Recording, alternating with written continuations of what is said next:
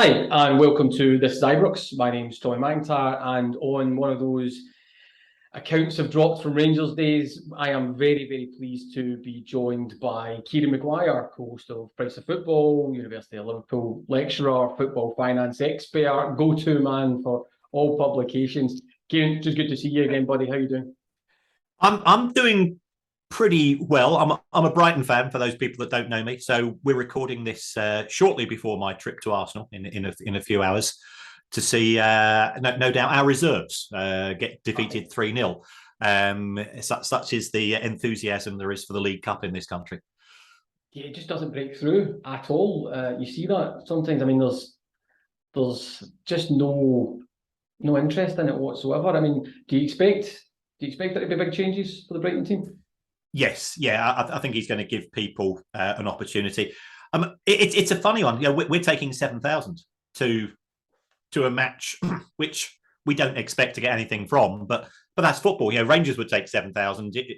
Rangers would take 27,000 if they're given 27,000 tickets. It's the nature of football. It's a strange competition. Probably on its last legs as well. It's almost certain to disappear in 2024 when the expanded Champions League arrives.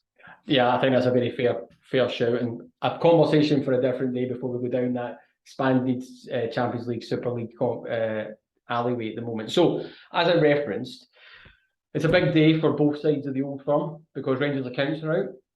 And we know that everybody circles round about them, and you've been a very, very busy man today, and you will be for the rest of the day as well. But I'm interested from a headline perspective. You know, we've seen an operating profit, we've seen an improvement in the money coming into the club from the published accounts as well. As you read them dispassionately, what's your headline takeaway? I think they are solid. I think fans will want more money spent in certain areas, but I've yet to find a fan who's ever said to me, "I wish we spent less money in the transfer market." So that's fairly natural. Record levels of revenue, record levels of wages. The profit figure is, well, it's not quite a profit, it's not quite a loss. The trouble is it depends how you choose to define profit. The club has done it one way, I've done it another way, but given the circumstances, I think the results are solid. They are a further road to recovery, and I think that's where we've got to look at Rangers as a business. You know, that they've come from the shocks of what happened a decade ago. They're trying to recoup, and they've got to be competitive with Celtic. So the revenue is almost the same as that of Celtic. In fact, it would have been higher had they treated merchandise the same way as Celtic. The wage bill is around about the same level.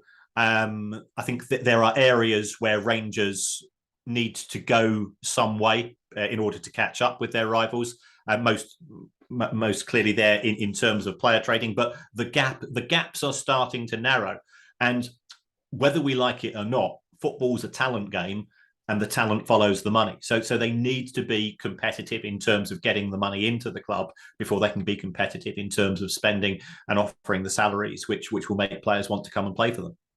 Yeah, listen, I think that's all absolutely logical, and I think most people would understand that, and it's important people understand as they look at these figures, they do not include UEFA Champions League participation money, they do not include the money for the sales of Joe Aribo and particularly Calvin Bassey, which was a headline spend by other clubs, or revenue I should say, into Rangers. I'm interested though, you know, without getting overly technical for the listeners, but I'm interested in that, how we define the commercial aspect and how we define profit versus how you've defined profit there. If we start off with the commercial activities, is Celtic's kit, is that made by Nike or Adidas? I'm not. I believe it's Adidas. Adidas, right. The way that Celtic do this, and there's absolutely nothing wrong with this, many other clubs do this as well, is every time, if they sell a shirt for £50, they show that as £50 of revenue. And they said, well, actually, the shirt cost us 30 from Adidas, so we're going to book the profit. When it comes to Rangers, Rangers just show the commission that they get from Castore. So if they're getting £10 commission per shirt, they're showing £10 of revenue. Celtic are showing 50, and then they'll deduct, say, the 40 cost of the shirt. So the net position is the same. But I know that there's bragging rights in the city of Glasgow. And I think you're not having a 100% apples with apples comparison. My understanding is that I believe the gross sales value of Rangers merchandise, and I know some people that work in sort of the sports apparel industry. I think that the gross was around about 22 million, but they'll probably have only shown 5 or 6 of that as income, because they just show the flat fee that they get from Castore plus the commission on every shirt. Even so, the numbers that Rangers generate from merchandise sales would be higher than that of practically every club in the Premier League, with the exception of the top 6 or 7. No, that's interesting. I think that'll give listeners a little bit of clarity on that as well, just in terms of some of the nuts and bolts there. So there's a couple of points I want to pick through on the accounts, and I appreciate there's lots in there, and there'll be lots of heat and lots of light and people interested in everything, particularly from a position right now that Rangers aren't doing as well on the pitch as they would maybe like to look at. And we'll park up the player trading part, because we've explained that Bassey and Joe Rebo aren't in there. But from a growth perspective, in terms of the expectations, let's say, of the market or where the club has come from, are these, you've said, solid? So baseline, these are in a position where you would expect them to. They're not bad, they're not good, they're just an organisation that's growing. Yes, the success that Rangers had in getting to the Europa League final, I think it is reflected in both extra revenue. So we've got a highest ever matchday income of nearly £42 million, and Rangers generate £48 out of every 100 through ticket sales, and that is probably the highest of any of the clubs competing. Certainly in the UK.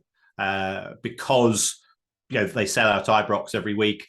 They had all of the additional matches taking place in the Europa League, so that was beneficial.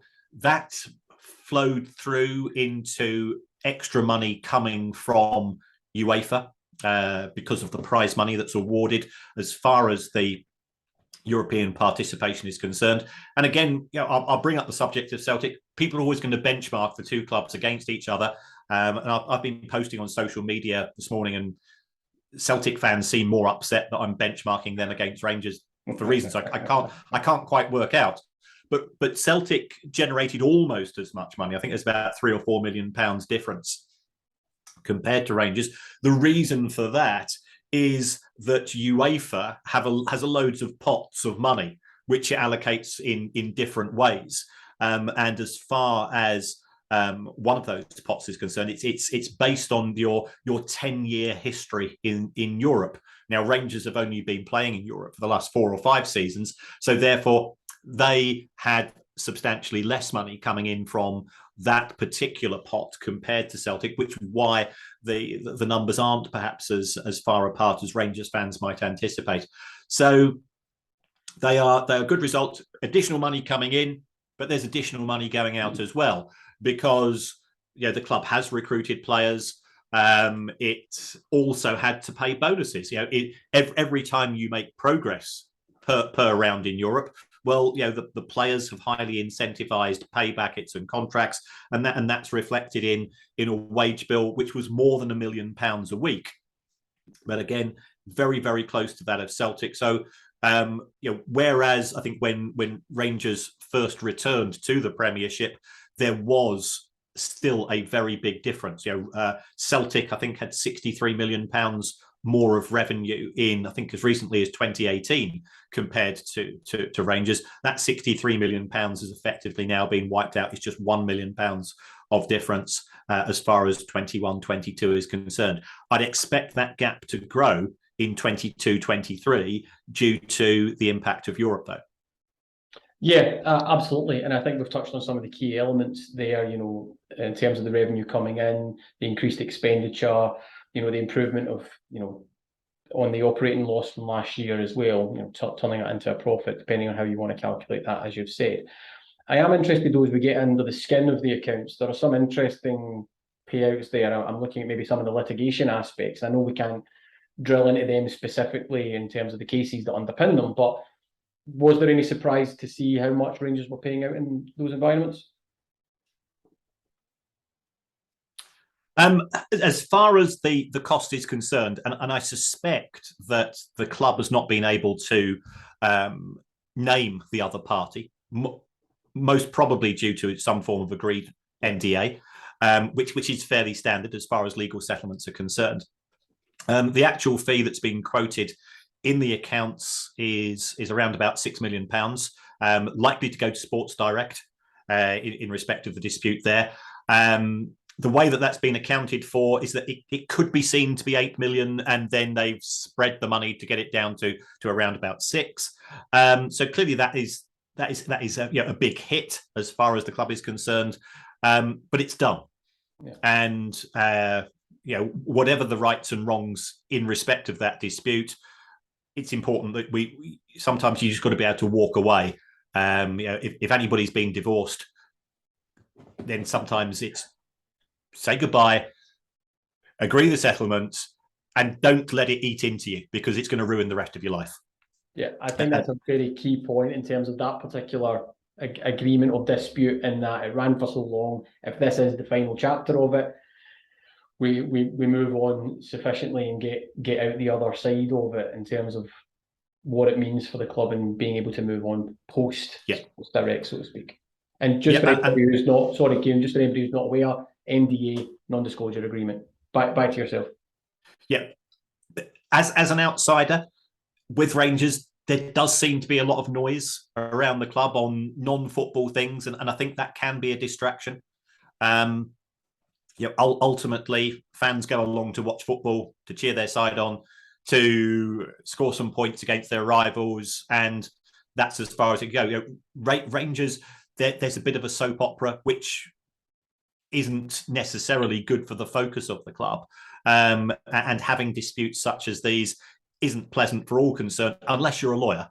But that particular issue has now been put to bed, and the people can get back to looking at the YouTube reel of a Bolivian centre forward who somebody has spotted in a Starbucks in Glasgow, and saying, "Oh, could be coming to ours."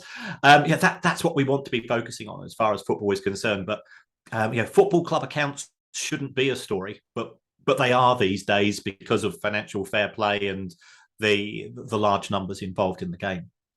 Yeah, listen, I totally agree with all that, and there is a soap opera around about Rangers sometimes, particularly if things aren't going well on the pitch, as is the case at the moment. Although, let me come back to that rumour of the Bolivian centre forward. What have you heard? Obviously, but we'll see that appear on different blogs and channels in due course that you've spiked the guns on that. But I am interested then before we get into some of the audit capabilities and what that looks like in terms of Rangers standing from a financial point of view. It would seem as though the board had set out a clear plan, whether that was Dave King at the helm or now Douglas Park, etc. They have done a lot of good things, and I should take a moment to say it gets a lot of criticism. But once again, Stuart Robertson is overseeing some of the most transparent books in Scottish football, and I don't think he gets enough credit for that. It's a very, very good job that's being done in there. But in terms of the recuperation, rehabilitation of Rangers, it seems to me from reading the accounts that this is absolutely on track from what the board expected from the plan, maybe actually slightly ahead. Yeah. They're out of intensive care, which I think that has been the case for a few years. They've effectively been seeing a physio with regards to the recovery plan, and they're almost in a position where now they can start to do proper training again. So, and I agree with you. I get the accounts of every single club in England and Scotland, and Rangers are in my 5-star reviews as far as I'm concerned in terms of the amount of depth. For the sake of fairness, so is Celtic. Celtic produce really comprehensive data. I've not got a dog in this particular fight, with regards to the antagonism between some of the fans. So that they are good. I think there's a positive if you take a look at the audit report. And why are we talking about audit reports? Because if we don't, somebody else will. Rangers have been given a qualification on their accounts with regards to what's referred to as a material uncertainty, and what you mean by that is, that the club was effectively reliant upon shareholders' goodwill and benevolence in order to be able to pay the bills. And what the auditors have said, well, what happens if that benevolence ceases to exist? Again, going back to sort of the soap opera, there are disputes at boardroom level between historic investors and present investors, and that appears to be still rattling on. So the fact that the audit report is now looking a bit more positive, that's going to help Rangers, because I don't know where Rangers are going to be in, say, 3 to 5 years' time.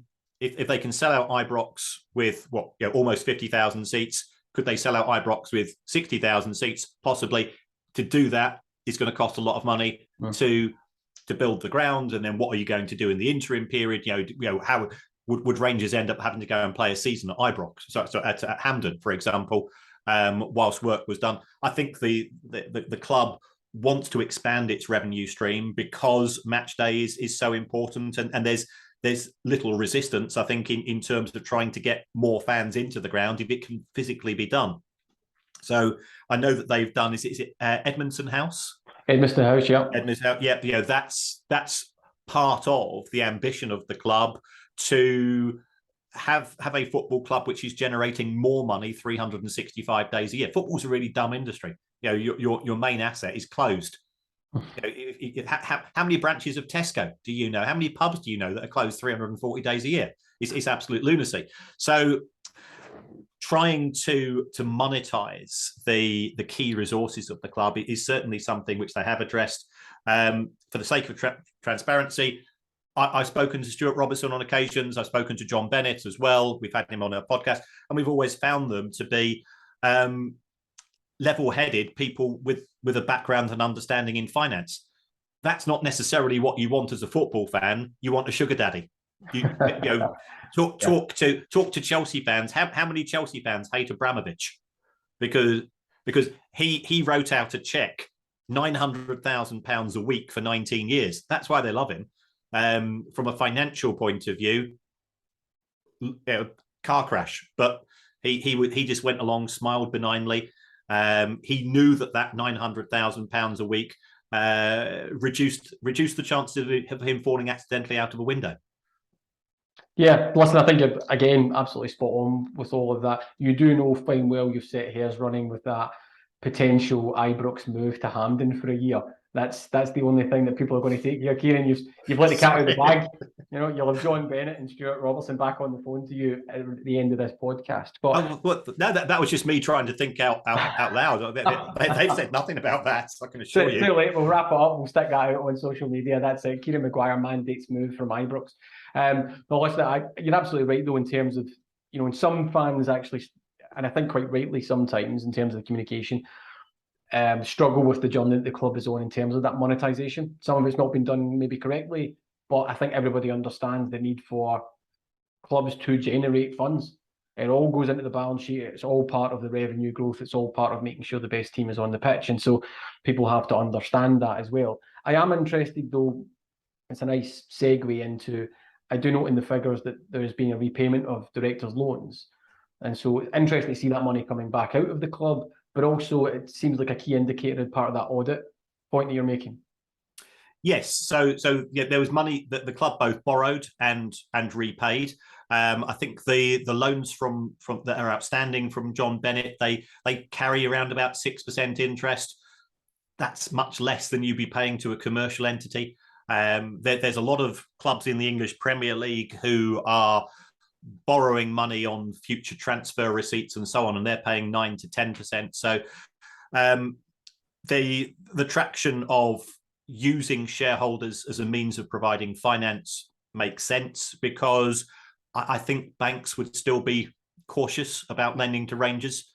So it makes more sense if you've got high net worth individuals who happen to be fans of, especially if they can assist, and they have done. Some of the loans are interest free. Looking at some of the other finance, and what we're also seeing is an element of share issues as well. So all of that is providing funding.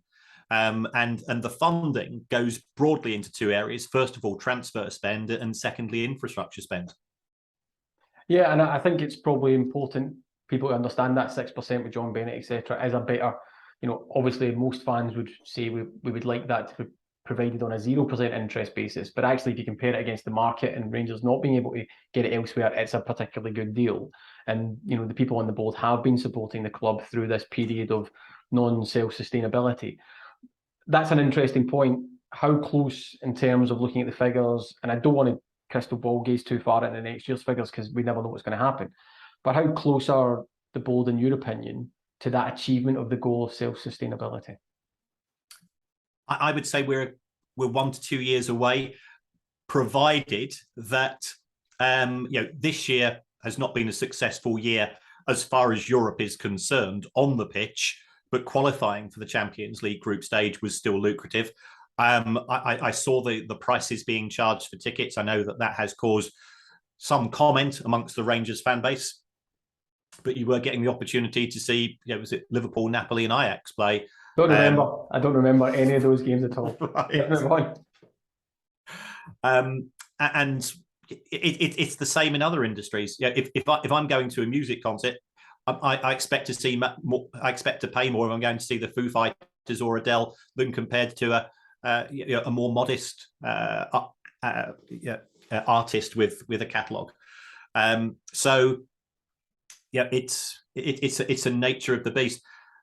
The board, I would imagine, would like to effectively set Rangers free. They want the club to be independent of the shareholder base, and in terms of both equity and debt funding, because that's why they're not. They came on the board to offer their skills and their knowledge in order to build the business. It has grown. The fact that we are at record levels in terms of revenue, I think, is a reflection of that. But there is no room for complacency. Because football is a very competitive industry. I think the experience in Europe in the past couple of months is indicative of that. That there is still some way to go, and that's going to cost money as well. Yeah, I think that those are probably the absolute key points. And as we draw back to that, and I'm very conscious that you've got a busy day, and we'll wrap up this conversation in due course as well. But if you look at that from a market perspective, so we've said that Rangers have been in intensive care, so to speak. The board have laid out a plan. There's been some good performances in Europe in terms of getting to the Europa League final. We're now qualified for the Champions League, just looking off field, not on field. And then we get to this being able to pay back loans, which in and of itself is a good view for the market, being able to pay something back. We all know that from a credit score perspective. In terms of how the market would be viewing Rangers from a financial going concern, club to invest in, somebody to lend to, so to speak, it sounds to me as that is a much more positive position than even it was 12 months ago. Yes, it is. I mean, and that's on the back of the I think the strategy of the club. Would fans have liked Rangers to have spent more than £7.5 million on players in 21-22? Of course they would, but as we said earlier, that's the case with all clubs. The fact that we now have Rangers moving into a trading player model, which they weren't in a position to do before. So the sale of Nathan Patterson last season generated more money from player sales than I think the previous 10 seasons put together. If you compare that to Celtic have been very good, and I know Rangers fans don't want to hear. Celtic have been very good at generating the 15 to 20 million pound deals in terms of player sales on a regular basis, and some a wee bit more than that. And they've done that year in, year out. Rangers have, along with the sales of Aribo and so, since the 30th of June, I think they are now moving into a player commodity market. And it's a horrible thing to say, because we're talking about the careers of young men, but they are commodities which can generate substantial revenues. If we go to England, Manchester City have won the Premier League 4 years out of the last 5, Manchester City generate more money from player sales than they do from ticket sales. And people down this side of the border, they just talk about Manchester City ruining football because of the players they're buying. But they sold 40 reserve players who had effectively never played for the club for £40 million during the summer. What Rangers need to do, and I think that's what they're trying to do also in terms of their recruitment, is especially in the post-Brexit environment, trying to get players from England, and they will say to those players, we will offer you a good deal if you come here, and we will give you some benefits if your career develops and you move on. So I think they do have a set strategy, and that won't come off 100% of the time, because if you or I could spot a good footballer 100% of the time, neither of us would be having this conversation. That's very true. We'll be having it on our yacht somewhere in the Med, obviously, Kieran. Separate yachts, but we jump across decks every now and again. Yeah. But I'm interested then I can't let you get off the call without talking about player amortisation, because I know you love it. And in terms of specifically, Rangers are in a position where some of what were previously reported as key sellable assets within the squad, your Ryan Kent, your Alfredo Morelos's, they're running down contracts. And I just wonder, from a trading perspective, that is a bit of a misstep. It's a double-edged sword.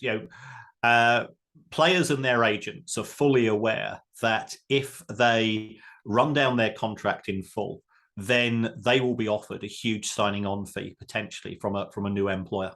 So therefore, it's in the interests of Rangers to a certain extent to extend those contracts. But in order to do that, you've got to persuade the player and the agent to go along with it, and they're not going to do that without a pay rise. You can then end up with the situation whereby the player that we thought was worth 20 million isn't putting 100% into training, is looking a little bit chubby, and is therefore perhaps not getting the interest from other markets that you would have perhaps anticipated. I do talk to people in English football at various levels of clubs, and that has been fed back to me with regards to perhaps at least one of Rangers' saleable assets. So it is a competitive industry, and the players themselves, it's in their interests to make themselves as tradable as possible, as much as the club. So it could be that the club has decided we're going to let those contracts run down, and that's the best for all concerned. And we saw it in England with Paul Pogba. So record transfer fee for the English market. His contract ran out. They didn't really make much effort to make him stay, because they realised that he wasn't perhaps the player they thought he was, and he wasn't putting in 100% every game he was playing, and other clubs would notice that as well. Yeah, listen, we'll gloss by who those players you might be referencing there in terms of those conversations. Kieran, I just want to speak about, in terms of the figures and the accounts there, Steven Gerrard. I wonder if you can fill that in for the listeners. Well, in the accounts, it does make reference to £4.25 million received in respect for compensation for a previous management team. Now, no disrespect to Steven Gerrard's lieutenants, but Aston Villa weren't paying for them. They were just part of the entourage that comes along with the manager himself. So yes, Rangers did, I think, very well with regards to that, especially given that Steven Gerrard is potentially, Steven Gerrard at present is not employed by Aston Villa or indeed any other football club. So it's a fair amount of money. It made a sizable chunk towards the club being able to post the results that it did, and effectively it almost offset the issues with Mike Ashley's Sports Direct. Yeah, I think it's a great piece of business. Actually, I think we need to applaud the board and Ross Wilson and the structure in there for getting that amount of money and getting that contract in place. It is a sizable chunk of cash. So no, I really appreciate that. I suppose my final question before I let you go, obviously, Kieran, and thank you for your time, would be, there's been a lot of noise made about the Castor agreement, and I do wonder from the figures we see in there whether that still retains the right deal status for Rangers, or whether they'll be looking to look at that deal in the coming short term. I think from Castori's point of view, Rangers are still their biggest single seller. If they've sold £22 million worth of merchandise, and I've got that from another source in another apparel company, they were absolutely amazed at those numbers. Then I would imagine that Castor would be keen to extend that relationship. And B, I think Rangers would be in a strong position when it comes to negotiating the sort of the flat fee, and B, to make sure that their commission's at a competitive level. Yeah, I think that's the key driver there. I think Castor are now quite widely known in the market, but Rangers showing that potential for the fans to spend really does engage maybe some of the bigger players as well. Kieran, listen, as always, thank you very much for your time, buddy. You know, I enjoy talking to you. Where can other people hear you, see you, find you? Not your home address, but where can they find you on social media? Yes, one or two club owners in England would like to know my home address, I can assure you. But I do the Price of Football podcast with comedian Kevin Day twice a week. It does focus on the business side of the game. We've had nearly 7 million downloads now for reasons we can't understand, because we just talk about nonsense and mainly about 70s music interspiced with amortization and financial fair play. But on Twitter, I'm at Kieran Maguire, and I put out Rangers accounts this morning at 8 o'clock, and then you kindly sent me across a virtual tin hat, which I've been using to deflect virtual bullets. I thought you'd need it. I did think you'd need it first thing in the morning. But no, listen, I think people love the Price of Football for a genuine reason, that it gets to the heart of all that interesting stuff that you're talking about. People are more and more interested, that type of thing. I would certainly enjoin any listener here to go and make sure you follow Kieran and Kevin and the Price of Football. There's also a book that you might be able to want to buy. Not that Kieran's got it right behind him on the the Price of Football book. Yeah, if you've got a relative who's a bit of a geek and you don't like that much, you don't want to spend that much money on them. The Price of Football book we've sold. I wrote it for my students. I've sold 12,000 copies, which I'm dead chuffed about. That's brilliant. And I've got Gary Neville's book as well, just so that any Scottish football fans there can be throwing virtual darts at it. Well, I was going to say you can maybe have you can get that on the Qatar version of Amazon. I'll stop there immediately on that one. Listen, Kieran, as always, buddy, it's great to have a conversation with you. Thank you for taking the time to speak to This Is Ibrox. Thanks very much for the invite, Tommy. Take care.